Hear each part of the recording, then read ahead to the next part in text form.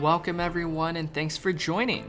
In this video, I want to discuss the potential moves PayPal is bringing in to compete with other popular fintech companies such as Square and Robinhood.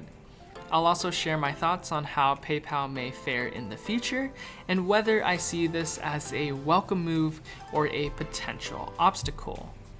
So starting off, for those unaware, PayPal is a technology platform that enables consumers and merchants to send and receive digital payments worldwide, often at a much faster rate than traditional banking procedures.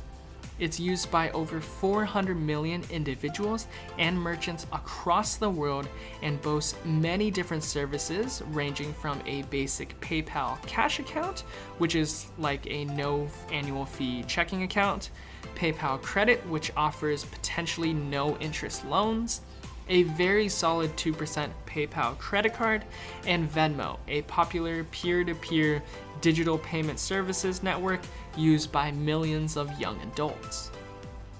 Last year, PayPal also introduced a new feature to allow consumers to purchase and pay with Bitcoin and Ethereum, which was very welcome news towards the cryptocurrency markets, given the possibility of increased legitimacy and everyday usage of digital currency.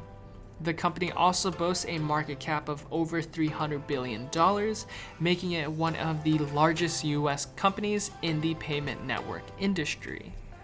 So with all that background information in mind, let's move on to the juicy stuff.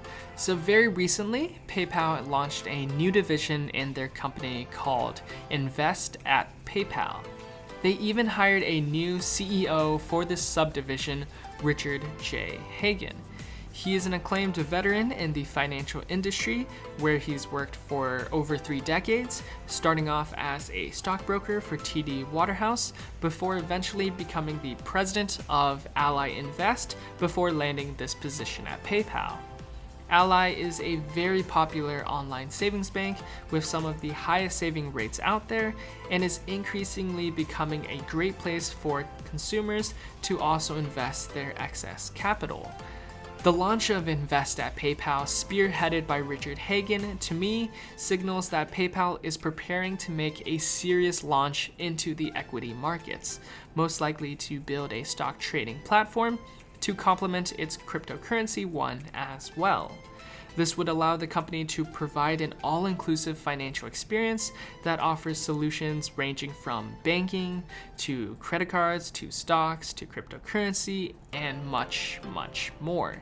And given the meteoric rise in retail trading since the start of the pandemic, I would argue that this move by PayPal is a very smart one and should make it very well equipped to benefit as banking needs and payments have become increasingly digitized and contactless over the last few years. Similar to its cryptocurrency service, PayPal would most likely allow all individuals to trade stocks with no commission fees. And much like Robinhood and Square's Cash App, PayPal would probably get most of its money from market makers and frequency trading firms that pay for order flow. In other words, brokerage firms like PayPal would earn revenue by directing orders to other parties for trade executions. After all, this pay for order flow process is how Robinhood makes the vast majority of its revenue each year and why it can afford to sustain its services. This move by PayPal towards investment securities could further increase its revenue as well as diversify the company's income streams, helping it become more profitable and sticky in an otherwise competitive financial industry. Creating a full-on, all-inclusive experience would further enhance the long-term prospects of this fintech powerhouse. Now, what's special is that this news is not yet publicly confirmed by PayPal, but all signs point towards the creation of a stock trading platform on PayPal with the hiring of Richard Hagan and their consistent message of building more digital services in the company. It also signals that PayPal is taking aggressive moves to compete with the likes of Robinhood, Square, and SoFi. And what's particularly unique about PayPal's situation in particular is that it already has an existing large consumer base of over 400 million users, which is much more than the number of users of all three fintech companies combined. Given the success of all three of these companies at consumer engagement through both stocks and cryptocurrency trading, I would anticipate PayPal to experience both greater user growth rates and active engagement rates. After all, it's no surprise that adding investment services makes users check their apps more, increasing the likelihood for PayPal to sell its other services to its users. Combined with the increased revenue through payment for order flow, I hypothesize that PayPal would experience significant revenue and profitability growth should these services roll out next year. Keep in mind too that PayPal is a highly profitable company. Over the last 5 years, the company has more than doubled their total revenue and gross profits, and the net income they bring was over $4 billion just last year in a global pandemic. High profitability, successful management, and an aggressive push to compete with other companies make me a big believer in PayPal's long-term growth prospects, so I remain very bullish on the stock long-term. It directly competes with the likes of Robinhood and Square, but that's not to say that I think PayPal wins and Robinhood and Square will lose.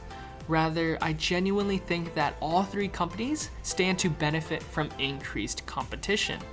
All three will have to innovate and come up with new ways to outdo each other, but the overall winner always, at the end of the day, is you as the consumer. If businesses constantly compete with each other, that's a big plus because it fosters new, creative, and efficient solutions towards our daily financial needs. So looking at my portfolio, there's really not much that changes.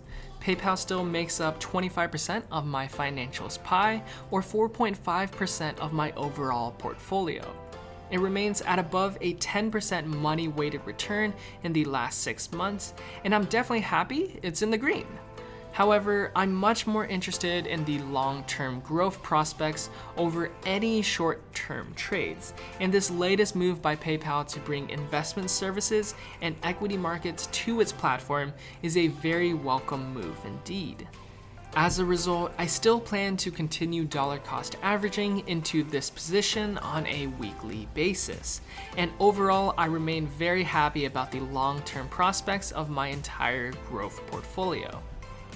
Now, with all that being said, thank you so much for watching. If you enjoyed this type of content, please consider leaving a like and subscribing. It really helps out the channel. If you would like to jumpstart your investment journey with some free stocks, free cash, or free crypto, feel free to use the affiliate links down below. Links to my portfolio can always be found below as well in the description. Thank you so much for watching. Stay safe, stay healthy, and we'll see you next time.